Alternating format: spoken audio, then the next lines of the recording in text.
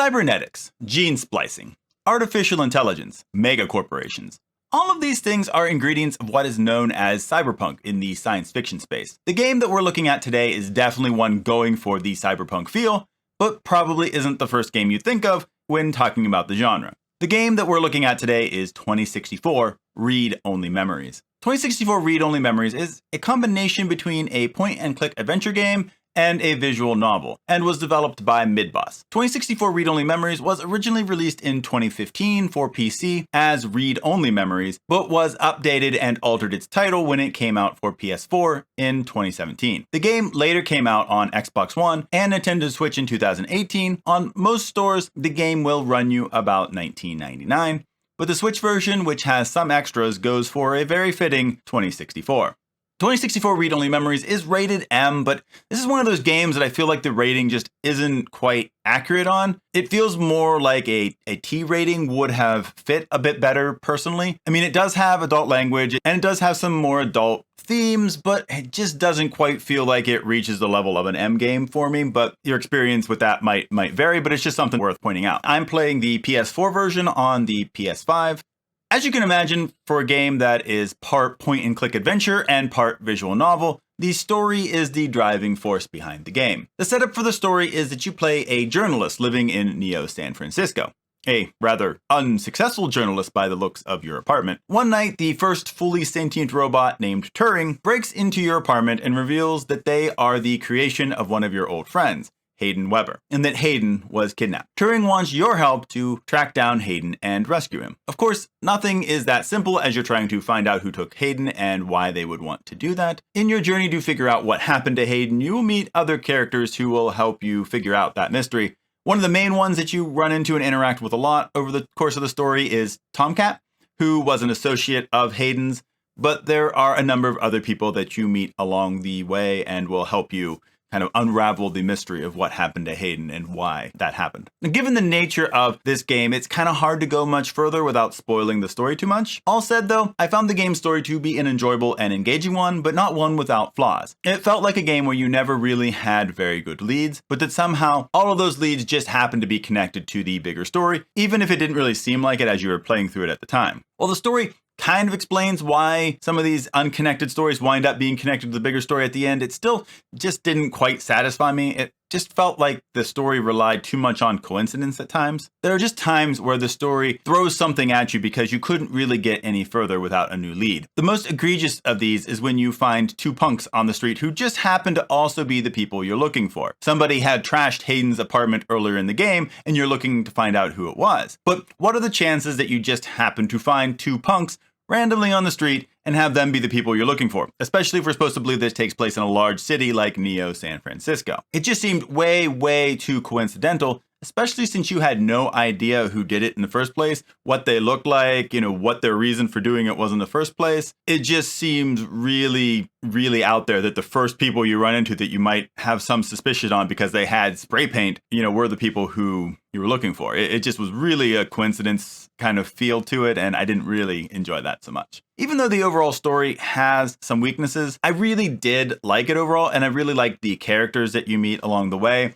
Turing, the little robot, is quite the cute and likable partner to explore the world of 2064 with. They're very much like a little kid. They are kind of figuring out the world, so there's a little bit of naivety and wonder as he's exploring the world, and so it's really cool to see them interact with the world, even though they're part kid, part super smart robot. It's just a really interesting kind of person to have alongside you throughout the story. The supporting cast was also generally very likable as well. My favorites here were probably Tomcat, who I mentioned earlier, and Lexi, who's a police detective your character knew since she used to date your sister. And I felt like really all the characters from the major to the minor were pretty memorable and really helped out in getting you invested in the story. Thematically, the game delves into a lot of themes, but most of them are more kind of surface level themes than they are really ones that go too in depth. A game with cyberpunk sensibilities like this one is of course going to look at the dangers of technology, economic inequality, and the dangers of a future owned by corporations. By far, though, the theme that seems most developed in the game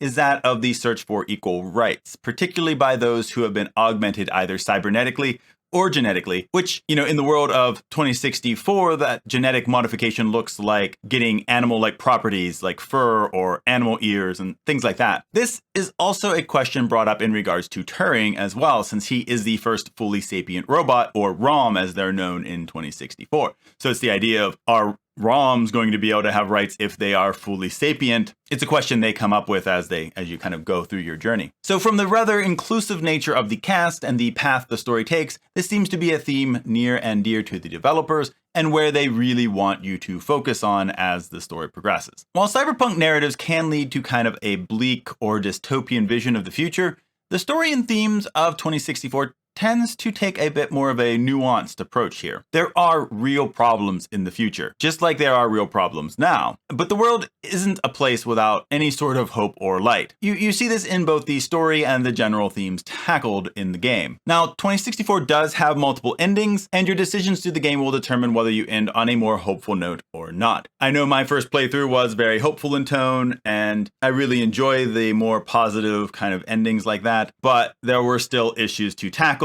and the work wasn't done by any means just because you had the best ending of the game in terms of positiveness. While I'm sure I could go on about the story and themes of 2064 read-only memories, as I said, I don't want to give too much away. So let's move our focus to the gameplay. Now, as a game that is part point-and-click adventure and part visual novel, most of the gameplay here is pretty standard for those type of games. The point-and-click adventure part of the game has you looking, touching, talking to, or using an item on various objects or people in the world. Now, for the most part, it's not very complicated. There are not a lot of items that you wind up finding, and all have a pretty straightforward use, at least in the majority of times. Personally, I really like this. I'm not a huge fan of point-and-click adventures with lots of items to pick up and to figure out how to use them correctly, or if you have to combine them, or all kinds of things that can be done. I do enjoy some of them, but it tends to be something that can get a little too unwieldy for me if it's too convoluted. Now, if you're one who does like that bit more complicated style of point-and-click adventures, you may be a little disappointed at the simplicity that 2064 brings to that style of gameplay. Now, on the visual novel side, the game has a lot of text and does have you making a good number of dialogue choices throughout the game. Some of these dialogue choices will determine what ending you get, but not all choices have an effect on that. It seems like the biggest factor is how your dialogue makes Turing feel about you. This boils down to, if you act nice and supporting and encouraging to Turing, then he'll like you. And if you act like a big jerk, he won't. I mean, the choices tend to be kind of very much in those okay, here is the nice option and here is the jerk option, and it's pretty straightforward. So that could be a good or a bad thing, kind of depending on what you're looking for. I'm kind of mixed on this. I don't really mind that style, but games like this also tend to have trophies that want you to go do the bad routes as well, and to get people to not like you and be kind of a jerk throughout the whole story. And I'm never a huge fan of having to go through and be like the evil playthroughs, but as somebody who likes to go after the trophies, I'll probably wind up doing that. I haven't done that yet. I've focused more on the positive endings, but I'll get to them eventually. There are also occasional puzzles to solve as you progress through the game. Some of these are common to point-and-click adventures, like trying to figure out a use for a certain item, or who to talk to get something done, or to progress the story. But there are other puzzles here too. Some involve trying to redirect a taxi back to your location, figuring out certain drinks that club goers would like, pattern matching puzzles, and various things like that. They can range from enjoyable to kind of frustrating, or just kind of, feeling a little pointless. The worst is probably the one with the drinks, since there are so many drink options at the club. And it can be hard to figure out what people want based on the vague hints, both in terms of what they like and the vague hints as to what each drink is kind of like. And it should be noted that one of the puzzles that you do face partway through the game does affect the ending, so it's something to kind of keep in mind as well. Now, as you've probably been able to pick up, 2064 Read-Only Memories is not really a very complicated game. While it has that mix of point-and-click and visual novel gameplay, neither of these aspects are really kind of complicated versions of these genres. Now, this isn't necessarily a bad thing. I really enjoyed the gameplay overall. However, for those who like their games of these genres to be a bit more complex and have a little bit more to them, you may be disappointed. To me, the worst thing gameplay-wise were the puzzles like the drink puzzle that were more on the obtuse and even kind of pointless side, and more difficult than they really needed to be. 2064 Read-Only Memories employs a retro pixel art style, which will evoke memories of older point-and-click games if you've been a fan of the genre's older titles. As someone who does like retro pixel graphics, I have to say that I enjoyed 2064's style for the most part. I really like that 2064's art style matches the tone of the rest of the game. There is a mix of dark, gloomy, rundown places and colorful, vibrant, more clean, futuristic places. It is a nice mix that really kind of matches the other elements of the game, like the theme and the story. Environments are also well detailed and enjoyable to look at, and checking to see what can be interacted with at each location. And my favorite aspect of their art style is probably the characters. Whenever you're talking to them, they can be just very expressive. There's usually some kind of close-up, either like a little video panel, or you're close enough just in the environment that you can see their expressions and things like that go on. And it's a really cool thing. It's really well done for the limitations of a pixel art style. Now, the worst aspect of this style is that while up-close conversations can be really detailed and full of expression, characters as part of the environment are very hit or miss. Some are nicely detailed and look very similar to how you see them whenever they're close up, but others lack a lot of distinguishing features. This is particularly bad when people are presented more as being in the background, but even this can be uneven as some are given more detail than others. There is one location in the game where two people, or rather a person and their ROM, are really lacking detail more than some other situations. Even with this negative side to the art style, I still did overall enjoy the style that the game went for. The pixel art and the expressive reactions and interactions were just really great in my personal opinion. And this continues on with the music and the sound. I think it also was really well done in the game. The soundtrack, again, reflects that emotional spectrum that the game is presenting. There are the upbeat, hopeful tracks and ones that reflect more dangerous or sad situations depending on where you are in the game. The music just does a really good job at heightening the emotional impact that is going on in the game during the story sections and the conversations and things like that. Like,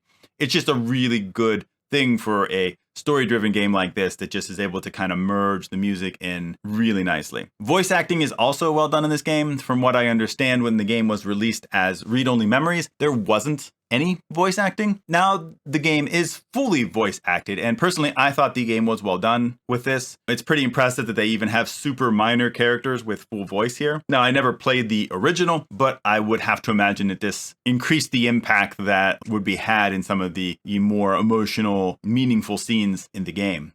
Now, while I do like to have a section where I talk about performance, there's nothing really to mention about 2064 read-only memories. I really had no issues here at all that I can remember. The only thing I remember thinking that could even possibly be put in here is that it may be a better experience on the PC with a mouse and keyboard, just because point-and-click navigation on controllers can be a bit awkward at times. And that really has not a lot to do with the game's performance overall, but it's the best that I've really got, is kind of the best place I thought to bring that little bit up. In some ways, games like 2064 read-only memories are really hard to rate. Games like point-and-click adventure games and visual novels are not genres that are known for interesting or unique gameplay. They are stories that really rise or fall based on the strength of their narratives. Of course, our enjoyment of stories varies so much from person to person that my rating is probably not going to be your own. I really enjoyed a lot of what 2064 read-only memories brought to the table. I thought the way they wove a kind of a more small-scale detective story and how it impacted the larger world of cyberpunk and